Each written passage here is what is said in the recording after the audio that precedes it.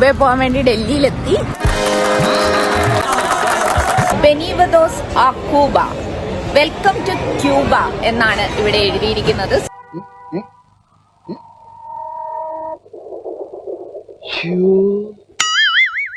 Spanish ആണ് ഇവിടെ സംസാരിക്കുന്ന ഭാഷ, കൂടുതലും സ്പാനിഷ് ആണല്ലോ. ക്യൂബയിലേക്ക് പോകുമ്പോൾ ക്യൂബയെ പറ്റി കൂടുതൽ അറിയുക എന്നുള്ളത് വളരെ പ്രധാനമാണല്ലോ. അത് ശരിയാ. ഈ അടുത്ത കാലത്തായിട്ട് ക്യൂബയെ കുറിച്ച് വളരെ വസ്തുനിഷ്ഠമായ കാര്യങ്ങൾ അറിയാൻ പറ്റുന്ന ഒരു പുസ്തകം നമുക്കെല്ലാവർക്കും ലഭിച്ചിട്ടുണ്ട്. ഇന്ത്യയിൽ അങ്ങനെ ഒരു സംഭവം ഉണ്ടായോ? അതിനെക്കുറിച്ചുള്ള റിവ്യൂസ് ആണ് ആദ്യം വായിച്ചത്. പ്രത്യേകിച്ചും പ്രകാശ് കാരാട്ട് സഖാവിന്റെ റിവ്യൂ വായിക്കുമ്പോൾ തന്നെ ആ പുസ്തകം പെട്ടെന്ന് വായിക്കാൻ നമുക്ക് എല്ലാവർക്കും തോന്നും. ക്യൂബയെ കുറിച്ചുള്ള അദ്ദേഹത്തിന്റെ അനുഭവങ്ങൾ പങ്കുവയ്ക്കുന്ന പുസ്തകം യഥാർത്ഥത്തിൽ ഇവിടെ പ്രചരിക്കുന്ന പല തെറ്റിദ്ധാരണകളെയും തിരുത്താനും ക്യൂബയെ ആഴത്തിൽ മനസ്സിലാക്കാനും കഴിയുന്നതാണ്. ഇപ്പതാ നിൽക്കുന്ന സ്ഥലം ഭയങ്കര ക്യൂട്ടായിട്ടുള്ള, എല്ലാവരുടെയും ഉള്ളിൽ വാത്സല്യം തുളുമ്പുന്ന മനോഹരമായൊരു ഇടമാണ്. നോക്കൂ, ക്യൂബയിലെ കൊച്ചു കുഞ്ഞുങ്ങൾക്കുള്ള നമ്മുടെ നാട്ടിലെ അങ്കനവാടി പോലെയുള്ള ഓല ഓല ഓല ഓല.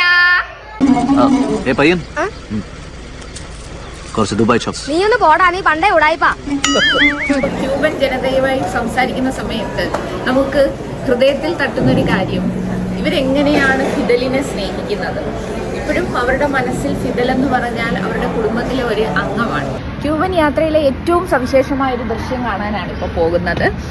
നമ്മുടെ എല്ലാം പ്രിയപ്പെട്ട ഗ്രാൻഡ്മ ഷിപ്പ് ഇവിടെ സൂക്ഷിച്ചിരിക്കുകയാണ്. ഇങ്ങനെ സാന്തിയാഗോ ദി ക്യൂബയിലെ സഖാവ് ഫിദലിന്റെ ശവകുടീരത്തിന് മുന്നിലാണ് ഞങ്ങൾ. ഇനി എന്ത് തരാന്ന് പറഞ്ഞാലും നാട്ടിലേക്ക് ഞാനില്ല. ഇവിടെ എന്ത് സന്തോഷ. എൻ്റെ 133ാമത്തെ രാജ്യത്ത് നിൽക്കുകയാണ്. അത് മധുര മനോഹര മനോജ്ഞ ക്യൂബയാണ്. ദൈവമേ, ഇതെവിടെ എത്തിയ എന്റെ ആറ്റുകാൽ ഭാസ്കര. അങ്ങനെ ഒരു ദൈവം ഇല്ല. ഇത്തരം സന്ദർഭങ്ങളിൽ ഇല്ലാത്ത ദൈവത്തെ വരെ വിളിച്ചു പോകും. അപ്പോൾ നമുക്ക് ക്യൂബൻ കാഴ്ചകളിലേക്ക് സ്വാഗതം. ഇടയ്ക്കിടയ്ക്കൊക്കെ നമ്മുടെ സഖാക്കൾക്ക് കുരുപൊട്ടാനുള്ള സാധ്യതയുള്ള കാര്യങ്ങൾ കണ്ടേക്കാം, കാരണം കാണാതിരിക്കാൻ പറ്റില്ല ഇവിടെ നമ്മൾ നടക്കുമ്പോൾ. അപ്പോൾ എല്ലാ സഖാക്കളും ക്ഷമിക്കണമെന്ന് അപേക്ഷിച്ചുകൊണ്ട് എല്ലാവർക്കും ക്യൂബൻ യാത്രയിലേക്ക് സ്വാഗതം. എന്താ ഉറക്കം വരുന്നു. ഇപ്പോഴത്തെ ക്യൂബ എന്ന് പറയുന്നത് ഏതാണ്ട് വല്ലാത്ത അവസ്ഥയിൽ കഴിയുന്ന ഒരു രാജ്യമാണ്. വിലപ്പെരുപ്പവും അതുപോലെ തന്നെ പട്ടിണി, ഇവിടെ അവശ്യ സാധനങ്ങളുടെ ലഭ്യതയില്ലായ്മ, അങ്ങനെയുള്ള പല പ്രശ്നങ്ങൾ കൊണ്ട് നട്ടം തിരികെയാണ് ഈ ഒരു രാജ്യം. സോഷ്യലിസം എന്ന് പറയുന്നത് ഈ ഒരു പുതിയ കാലഘട്ടത്തിൽ പ്രായോഗികമല്ല എന്ന് വളരെ കൃത്യമായിട്ട് കാണിച്ചു തരുന്ന ഒരു രാജ്യം കൂടിയാണ് ഇപ്പോൾ ക്യൂബ എന്നാണ് പറയേണ്ടത്. വേണമെങ്കിൽ ജനാല തുറന്നിടാം. വളരെ ചെറിയ പ്രാകൃതാവസ്ഥയിലുള്ള ഒരു എയർപോർട്ടാണ്. ആകെപ്പാട് ഒരു ഫ്ലൈറ്റ് മാത്രമാണ് അവിടെ വന്നിറങ്ങുന്നത് കണ്ടത്, നമ്മുടെ ഫ്ലൈറ്റ് മാത്രം, മയാമിയിൽ നിന്ന്. വീണ്ടും തിരിച്ചൊരു ഫ്ലൈറ്റ് ഉള്ളത് മയാമിയിലേക്കുള്ള ഫ്ലൈറ്റ് തന്നെയാണ്. ഒരു രാജ്യ തലസ്ഥാനമാണ് ഇതെന്നുകൂടി മനസ്സിലാക്കുക. അങ്ങനെ അവിടുത്തെ ചില കാഴ്ചകളൊക്കെ കണ്ട് നമ്മളൊരു സിം എടുത്തു. സിമ്മിന് $7 7 ദിവസത്തേക്ക് ചാർജ് ചെയ്തത്. ആ നെറ്റ് ഉപയോഗിച്ച് ഒരു വളരെ ചെറിയ ഒരു എന്താ പറയുക, ഇൻസ്റ്റാഗ്രാം വീഡിയോ പോലും ഡൗൺലോഡ് ചെയ്യാൻ പറ്റാത്ത അവസ്ഥയാണ്. അത്രയും മോശം അവസ്ഥയിലാണ് ആ ഒരു കാർഡ് കിട്ടിയത്. RDPയുടെ തൊലി ഇരിക്കുകയാണ് ഉത്തമ, സഹിക്കുക അല്ലാതെ എന്ത് ചെയ്യാം. പിന്നെ ഏറ്റവും രസകരമായ ഒരു കാര്യം വാഹനങ്ങളാണ്. വാഹനങ്ങളെന്നൊക്കെ പറയുന്നത് ഏറ്റവും പഴയ വാഹനങ്ങളാണ്. പുതിയ വാഹനങ്ങളൊന്നും വാങ്ങിക്കാൻ ഇവിടെ ആർക്കും പൈസ ഇല്ല. ക്യൂബൻ യാത്രയിലെ ഏറ്റവും സവിശേഷമായ ഒരു ദൃശ്യം കാണാനാണ് ഇപ്പോൾ പോകുന്നത്. നമ്മുടെ എല്ലാം പ്രിയപ്പെട്ട ഗ്രാൻഡ്മ ഷിപ്പ് ഇവിടെ സൂക്ഷിച്ചിരിക്കുകയാണ്. ഇങ്ങനെ ഞാൻ ചോദിച്ചതിന് സ്പെയർ പാർട്സ് ഒക്കെ എവിടെ നിന്ന് കിട്ടുമെന്ന് ചോദിച്ചപ്പോൾ നമ്മുടെ ഗൈഡ് പറഞ്ഞത് ഇവിടെ ഉള്ളത് മെക്കാനിക്കുകളല്ല, മാന്ത്രികന്മാരാണ്, മജീഷ്യൻസ് ആണെന്ന് പറഞ്ഞു. അതായത് വാഹനങ്ങൾ എങ്ങനെയൊക്കെ അവർ നന്നാക്കി എടുക്കുന്നു, ഓടുന്നു. അതിനുശേഷം ഞങ്ങൾ ഇവിടെ നിന്ന് വീണ്ടും വാഹനത്തിൽ കുറച്ച് ദൂരം സഞ്ചരിച്ചപ്പോഴാണ് മനസ്സിലാക്കുന്നത് ഒരു സ്ഥലത്തും വെളിച്ചമില്ല, കറണ്ടില്ല, പവർ കട്ടാണ്. 6-7 മണിക്കൂർ പവർ കട്ടാണ് ഒരു ദിവസം. അതുകൊണ്ട് തന്നെ സ്ട്രീറ്റ് ലൈറ്റ് ഇല്ല, ഒരു സ്ഥലത്തും ലൈറ്റില്ല. ആകെ ജനറേറ്ററുള്ള വീടുകളിലും ഹോട്ടലുകളിലും മാത്രമാണ് ലൈറ്റുള്ളത്. ഇതാണ് ഇവിടുത്തെ വ്യവസ്ഥിതി. അതിൻ്റെ പ്രശ്നം ഇവിടെ ഡീസലോ പെട്രോളോ ഇപ്പോൾ കിട്ടാനില്ല എന്നുള്ള കാര്യമാണ്. വെനിസ്വേലയിൽ നിന്നാണ് വന്നിരുന്നത്. അതെന്തോ ഇഷ്യൂ ഉണ്ട്, അത് വരുന്നില്ല. അതുകൊണ്ട് പെട്രോൾ പമ്പുകളെല്ലാം അടച്ചു പൂട്ടിയിട്ടിരിക്കുന്നു. ഒരു മെഡിക്കൽ ഷോപ്പിലും ഒരു മരുന്ന് പോലുമില്ല. ഹോസ്പിറ്റലിൽ ആൾ പോയാൽ മരിച്ചാൽ തിരിച്ചു കൊണ്ടുവരുമെന്നാണ് നമ്മുടെ ഗൈഡ് പറഞ്ഞത്. എന്നാൽ ഒരു കാര്യവും വെളിയിൽ പറയാനുള്ള സ്വാതന്ത്ര്യം ഇവർക്കില്ല. കാരണം ഇപ്പോഴും ഇതൊരു സോഷ്യലിസ്റ്റ് ഗവൺമെൻറ് ഭരിക്കുന്ന സ്ഥലമാണ്. എങ്ങാനും ഗവൺമെൻറ്റിനെതിരായിട്ട് സംസാരിക്കുകയാണെങ്കിൽ 30 വർഷം വരെ തടവ് കിട്ടാവുന്ന കുറ്റമാണ്. മീഡിയ എല്ലാം തന്നെ സ്റ്റേറ്റ് ഓൺഡ് ആണ്. അതുകൊണ്ട് തന്നെ ഒരു തരത്തിലും നിങ്ങൾക്ക് മറ്റൊരു വിവരങ്ങളും അറിയാനുള്ള മാർഗമില്ല. ഇങ്ങനെയുണ്ടോ കള്ളന്മാര് ലോകത്ത്? വെറുതെ ഇങ്ങനെ ഓരോ റൂമിലും കയറി വന്ന് നട്ടാ കുരുക്കഥ നുണകൾ പറയല ഇവന്റെയൊക്കെ ഹോബി. എന്തൊക്കെ ജാതി ഹോബികളല്ലേ മനുഷ്യർക്ക്. 27% ആൾക്കാർക്കും ഇപ്പോഴും വരുമാനം എന്ന് പറയുന്നത് ഒരു മാസം $20 നമ്മുടെ ഗൈഡിന് പോലും മാസ വരുമാനം $15 എന്ന് പറഞ്ഞാൽ അയാൾ തന്നെ പറയുന്നത് 3 പിസ വാങ്ങിച്ച് കഴിച്ചാൽ തീരും ശമ്പളം, അത്രയ്ക്കേ ഉള്ളൂ എന്നുള്ളതാണ്. പിന്നെ അതുപോലെ തന്നെ ഈ പറഞ്ഞതിനൊക്കെ കൂടുതൽ കറണ്ട് ചാർജ് ആകുന്നുണ്ട് വീട്ടിലെന്നും പറയുന്നു. അങ്ങനെ എല്ലാ തരത്തിലും ദുസ്സഹമായ ജീവിതമാണ് ഇപ്പോൾ ഇവിടെ ഉള്ളത്.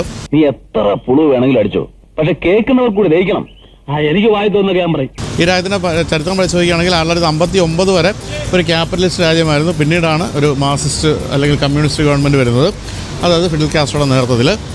ഇപ്പോൾ നമ്മുടെ ഗൈഡ് പറയായിരുന്നു ക്യാപിറ്റലിസ്റ്റ് കാലമായിരുന്നു നല്ലതെന്ന് അദ്ദേഹത്തിൻ്റെ ഇപ്പോഴും ജീവിച്ചിരിക്കുന്ന അച്ഛനൊക്കെ പറയുന്നുണ്ടെന്നുള്ള കാര്യമാണ്. ക്യൂബൻ ജനതയുമായി സംസാരിക്കുന്ന സമയത്ത് നമുക്ക് ഹൃദയത്തിൽ തട്ടുന്നൊരു കാര്യം, ഇവരെങ്ങനെയാണ് ഫിദലിനെ സ്നേഹിക്കുന്നത്. ഇപ്പോഴും അവരുടെ മനസ്സിൽ ഫിദൽ എന്ന് പറഞ്ഞാൽ അവരുടെ കുടുംബത്തിലെ ഒരു അംഗമാണ്. എന്തായാലും പണ്ട് സ്പെയിൻ ഭരിച്ചുകൊണ്ട് തന്നെ ഒരു സ്പാനിഷ് കൾച്ചർ ഇവിടെയുണ്ട്. സ്പാനിഷാണ് ഇവിടുത്തെ ലാംഗ്വേജും. തന്നെ ആ കാലത്തെ ബിൽഡിങ്സൊക്കെ അതിമനോഹരമാണ്, അതെല്ലാം ഇവിടെ ഉണ്ട്. പക്ഷേ അതിലൊരു പകുതിയും ഇപ്പോൾ തകർന്ന് വീണ് കഴിഞ്ഞു. കാരണം അത് നന്നാക്കാനൊന്നും ജനത്തിന് പൈസ ഇല്ല. നമ്മളെന്താണ് നന്നാക്കാത്ത ചോദിച്ചപ്പോൾ അങ്ങനെ ചോദിച്ചപ്പോൾ ആഹാരം കഴിക്കണോ അതോ നന്നാക്കണോ, അതാണ് നമ്മുടെ ഒരു മുന്നിലെ പ്രശ്നം എന്ന് പറഞ്ഞു. ആ തരത്തിൽ ഉള്ള ഒരു വല്ലാത്ത അവസ്ഥയിലൂടെയാണ് ഈ രാജ്യം കടന്നു പോകുന്നത്. കള്ളത്തനം പറഞ്ഞ ഒറ്റ പൊട്ടിക്കാൻ ഇപ്പം മുന്നിലൊക്കെ കാണുന്ന കെട്ടിടങ്ങൾ കണ്ടാൽ എല്ലാം പഴയ സ്പാനിഷ് കാലത്തെയാണ്, പക്ഷേ എല്ലാം നശിച്ച അവസ്ഥയിലാണ് ഇപ്പോഴും നിൽക്കുന്നത്.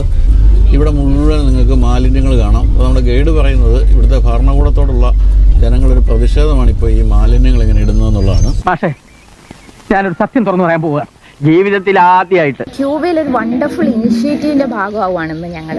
അതായത് ഇവിടുത്തെ ഒരു പഴയ പാർക്ക് ഇപ്പോൾ അത് തുരുമ്പിച്ചൊക്കെ പോയി, ആളുകളൊന്നും വരുന്നില്ല. ഇതാ കണ്ടില്ലേ, തുരുമ്പൊക്കെ എടുത്തു പോയി പാർക്കില കുട്ടികൾ കളിക്കുന്ന സംഭവങ്ങളൊക്കെ. അപ്പം ഇതിൻ്റെ ഭാഗമായിട്ടുള്ള തരിശു ഭൂമിയുണ്ട്. ആ തരിശു ഭൂമിയിൽ അവർ കൃഷി ചെയ്യാൻ പോവുകയാണ്. നാളെയാണ് ഇതിൻ്റെ ഉദ്ഘാടനം. സത്യത്തിൽ താൻ മണ്ടനാണോ അതോ മണ്ടനായിട്ട് അഭിനയിക്കുകയാണോ? അയ്യോ സർ, ഞാൻ അഭിനയിക്കുന്നതല്ല സർ, തീർച്ചയായിട്ടും അല്ല. ഞാൻ ഉത്തമ ബോധ്യത്തോടു കൂടിയാണ് സർ കാര്യങ്ങളെല്ലാം പറഞ്ഞത്. എങ്ങനെയെങ്കിലും ഇവിടുത്തെ സോഷ്യൽ സർക്കാർ താഴെ പോകണമെന്ന് മാത്രമേ ഇപ്പോൾ അവർക്ക് ആഗ്രഹമുള്ളൂ. അതായത് ക്യാപിറ്റലിസ്റ്റ് സർക്കാർ തിരികെ വരണമെന്നാണ് ആഗ്രഹിക്കുന്നത്. ഇവിടെ എപ്പോഴാണ് ബസ് വരിക പോവുക, പബ്ലിക് ട്രാൻസ്പോർട്ട് വരിക പോകുമെന്ന് പറയാൻ പറ്റില്ല എന്നാണ് നമ്മുടെ ഗൈഡ് പറഞ്ഞത്. കാരണം ഡീസലില്ല, ഡീസൽ ഉണ്ടെങ്കിലല്ലേ ഓടിക്കാൻ പറ്റും. 1959 തൊട്ട് കമ്മ്യൂണിസ്റ്റ് സർക്കാർ ഭരിച്ചതിൻ്റെ ഫലമാണ് നിങ്ങളിപ്പോൾ കണ്ടുകൊണ്ടിരിക്കുന്നത്. രാവിലെ ഭക്ഷണം വാങ്ങിക്കാൻ വേണ്ടി, റേഷൻ കിട്ടുന്ന ഭക്ഷണം വാങ്ങിക്കാൻ വേണ്ടി ആളുകൾ ക്യൂ ആയിട്ട് നിൽക്കുന്നത്. ഞങ്ങളൊന്നും കാണുന്നുമില്ല, കേൾക്കുന്നുമില്ല. ഞങ്ങൾ ബധിരനും മൂകനുമാണ്. കണ്ണുപൊട്ടന്മാരോ? അല്ല, കുരുടന്മാരാ. നമ്മുടെ ഗൈഡ് പറയായിരുന്നു ഇവിടെ ജോലി ചെയ്യുന്ന ചുരുട്ടുണ്ടാക്കുന്ന ഫാക്ടറി ജോലി ചെയ്യുന്നവർക്കൊക്കെ മാസം $15 to $20 ശമ്പളം. $20 എന്ന് പറഞ്ഞാൽ 2000 രൂപ താഴെയാണ് ശമ്പളം. എല്ലാ സഖാക്കളും അത് ചെവി തുറന്ന് കേൾക്കേണ്ടതാണ്. 1959 തൊട്ട് ഇവിടെ ഭരിച്ച കമ്മ്യൂണിസ്റ്റ് സർക്കാരിൻ്റെ ചെയ്തികളാണിത്. വളരെക്കാലം ബംഗാൾ ഭരിച്ച ജ്യോതി ബസു എങ്ങനെയാണോ ബംഗാളിനെ നശിപ്പിച്ചത്, എല്ലാവരും ജോലി തേടി കേരളത്തിലേക്ക് വരുന്ന അറിയാമല്ലോ എന്ന് പറഞ്ഞ പോലെ തന്നെ ഈ ഒരു സർക്കാർ നശിപ്പിച്ചുകൊണ്ടിരിക്കുകയാണ്. കേരളത്തെ ഓർപ്പിക്കുന്ന ധാരാളം കുഴികൾ. അമേരിക്കൻ സ്റ്റൈലിലുള്ള റോഡൊന്നും ഇല്ല കേട്ടോ, എല്ലാം കേരള സ്റ്റൈൽ റോഡുകളൊക്കെ തന്നെയാണ്. അപ്പോൾ ഞങ്ങൾ ചോദിച്ചു ജനങ്ങൾ എന്തുകൊണ്ടാണ് പ്രതികരിക്കാത്തത്. അപ്പം അദ്ദേഹം പറഞ്ഞു നമ്മുടെ നാട്ടിലെ പാവപ്പെട്ട അണികളെ പറഞ്ഞ് പറ്റിക്കുന്ന പോലെ തന്നെയാണ് ഇവിടുത്തെ കമ്മ്യൂണിസ്റ്റ് സർക്കാരും. വിപ്ലവം പറയുന്നു, മുദ്രാവാക്യം വിളിപ്പിക്കുന്നു, ഇവരെ വേറെ ലോകത്തിലേക്ക് കൊണ്ടുപോകുന്നു. അങ്ങനെ ഇവർ പ്രതികരിക്കാതെ ജീവിക്കുന്നു. കഷ്ടം തന്നെ മുരളി, കഷ്ടം തന്നെ. ഇത്രയും നശിച്ച ഒരു രാജ്യത്ത് എന്തെങ്കിലുമൊക്കെ പുതിയ പദ്ധതികൾ കൊണ്ടുവന്ന് രക്ഷപ്പെടുത്താൻ ശ്രമം വേണം. അതും ചെയ്യുന്നില്ല. നേതാക്കന്മാരെല്ലാം ദന്തഗോപുരത്തിലാണ്, ജനങ്ങൾ കഷ്ടപ്പെട്ട് ജീവിക്കുന്നു. സ്വാഭാവികം. ആഹാരം വാങ്ങിക്കാനുള്ള ക്യൂ വീണ്ടും ഫുഡിൻ്റെ ക്യൂ ആണ്. യെസ്, കണ്ണ് തുറന്ന് കാണുക സഖാക്കളെ, ഫുഡിനുള്ള ക്യൂ ആണ്. സോഷ്യലിസ്റ്റൊക്കെ പിന്താങ്ങുന്നവർ കാണേണ്ട കാഴ്ചയാണ് ഈ ഒരു നൂറ്റാണ്ടിൽ പോലും ഭക്ഷണത്തിന് വേണ്ടി ആൾക്കാർ ക്യൂ നിൽക്കുന്നത്.